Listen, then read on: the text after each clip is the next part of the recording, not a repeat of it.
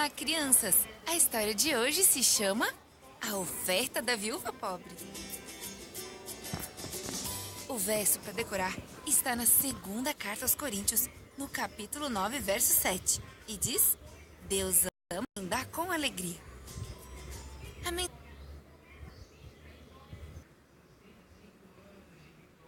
mensagem é: adoramos a Deus quando damos ofertas com alegria. Você já observou como as pessoas dão suas ofertas na igreja? Existe algum lugar especial onde elas podem colocá-las? Já imaginou como devia ser na época de Jesus? Jesus estava sentado com seus discípulos no templo, observando as pessoas que trariam suas ofertas. Naquele tempo, as pessoas levavam suas ofertas até o pátio do templo e as colocavam na caixa de coleta de ofertas. Muitas pessoas ricas moravam em Jerusalém. Elas tinham belas casas, vestiam roupas chiques e tinham muita comida para comer. Depois de terem gastado com tudo isso, elas levavam um pouco do que tinha sobrado do dinheiro como oferta a Deus. Vestiam suas melhores roupas e iam para o templo quando sabiam que tinha muita gente por lá. Depois de olharem para todos os lados e de perceberem que as pessoas estavam olhando para elas, colocavam seu dinheiro na caixa de ofertas. Elas gostavam que as suas ofertas fizessem bastante barulho. Queriam ver os outros se virando para verem quem estava depositando tanto dinheiro na caixa de ofertas. Esperavam que comentassem: Você viu quanta oferta essa pessoa trouxe? Ela deve ser muito rica e generosa. Jesus sabia que essas pessoas ricas traziam apenas aquilo que sobrava depois de terem comprado tudo o que queriam para elas mesmas. Ele sabia que elas não faziam nenhum sacrifício. Não tinham passado fome, nem tinham ficado sem comprar alguma coisa. Então, Jesus percebeu uma mulher se aproximando da caixa de ofertas. Ele sabia que o marido daquela mulher havia morrido e que muitas vezes ela não tinha o que comer. A mulher olhou ao redor para ver se alguém estava olhando. Estava com muita vergonha, porque só podia dar uma oferta pequena. Quando viu que ninguém estava olhando, colocou 2 moedinhas bem devagar na caixa de ofertas e saiu bem rapidinho. Mas Jesus estava observando. Ele viu as 2 moedinhas que ela tinha colocado na caixa de ofertas e disse aos seus discípulos: Esta viúva pobre deu mais do que todos os outros. Deu tudo que tinha, tudo. Ao ouvir as palavras de Jesus, a mulher encheu os olhos de lágrimas. Lágrimas de alegria. Ela não tinha dinheiro para comprar pão para o jantar, mas estava feliz por ter dado uma oferta a Deus. Mesmo sendo uma oferta pequena, ela deu mais do que todos os outros, porque tinha dado com alegria e por amor a Deus.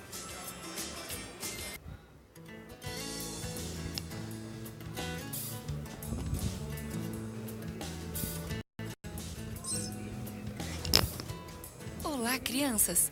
A história de hoje se chama Esperar Pacientemente. O verso para decorar está no livro de Gálatas, capítulo 6, verso 9, e diz: E não nos cansemos de fazer o bem, pois no tempo próprio colheremos se não desanimarmos. A mensagem é: as pessoas da família de Deus esperam por Ele pacientemente juntas. Você já ficou dentro de casa por vários dias por causa da chuva? Quando parou, o chão estava completamente molhado? Isso é o que acontece com as pessoas que ficam dentro de casa por tanto tempo. Elas ficam ansiosas para sair e até irritadas. Querem ver ou fazer alguma coisa, qualquer coisa. Noé e sua família devem ter se sentido assim, esperando. Era assim que começava o dia de Noé, sua família e de todos os animais dentro da arca. Deus tinha enviado um anjo para fechar a porta da arca e eles esperaram dentro dela por 7 dias, até que alguma coisa acontecesse. E finalmente aconteceu. A Bíblia diz: todas as fontes das grandes profundezas jorraram e as comportas do céu se abriram. Água descia das nuvens e também saía do solo. As coisas estavam difíceis na arca. Quase todos os animais tinham que ser acalmados, alimentados e limpos. Algumas dessas coisas não eram fáceis de ser feitas em um barco sendo jogado de um lado para o outro nas furiosas águas do dilúvio. Também não era fácil limpar o ambiente e o cheiro não devia ser muito bom ali dentro. Deus tinha prometido a Noé que protegeria a arca durante o dilúvio. E ele protegeu. Seus anjos mantiveram a arca na superfície das águas, sem permitir que ela afundasse. Depois de 40 dias, a chuva finalmente parou. Noé e sua família devem ter pensado quando poderiam sair em segurança. Mas durante 5 meses, o vento ainda soprava forte e arremessava a arca de um lado para o outro. Então, o Senhor fez a arca parar num lugar protegido, nas montanhas de Ararat. Fez soprar um vento para secar as águas do dilúvio e 2 meses e meio mais tarde, Noé e sua família puderam ver o topo das montanhas junto da arca. Nessa época, eles já estavam na arca por 8 meses. Deviam estar cansados de alimentar e limpar os animais todos os dias, mas ainda continuavam fazendo seu trabalho e esperando. Eles pensavam, quando será que vamos conseguir sair daqui? E Noé disse, Deus vai nos mostrar logo, logo. para descobrir se a terra estava seca, Noé soltou um corvo. Você pode imaginar como todas as pessoas da arca prestaram atenção enquanto o corvo voou e se distanciou, né? Mas finalmente ele voltou. Noé soltou uma pomba, mas ela também voltou para a arca porque não encontrou lugar para pousar. Uma semana depois, Noé soltou de novo uma pomba. Dessa vez, ela voltou com uma folha nova de oliveira no bico. Depois de mais uma semana, ele soltou a pomba novamente. E ela não voltou mais. Eles tiveram a certeza de que logo sairiam da arca. Embora a pomba tivesse encontrado lugar para ficar, o solo ainda estava muito molhado para as pessoas. Deus sabia disso. Então, não enviou o anjo para abrir a porta da arca. Mas Noé e sua família esperaram mais 5 semanas inteiras ali. Foram semanas de muito trabalho. Não havia nenhum quarto de hóspedes na arca. Havia muito trabalho. Mesmo assim, Noé e sua família agradeciam muito a Deus por terem entrado na arca. Estavam felizes por estarem juntos e dependendo um dos outros. Noé e sua família esperaram um longo tempo para que a promessa de Deus fosse cumprida. Nós também estamos esperando que a promessa de Deus para nós seja cumprida. Em Filipenses 3:20 diz: a nossa cidade, porém, está nos céus, de onde esperamos ansiosamente o Salvador, o Senhor Jesus Cristo. Deus tem nos dado pessoas especiais para nos ajudar na espera. E Ele também nos dá um trabalho importante para fazer enquanto esperamos. Ele quer que compartilhemos as boas novas com os outros. Vamos trabalhar juntos enquanto esperamos que aquela maravilhosa promessa se cumpra. Olá, crianças!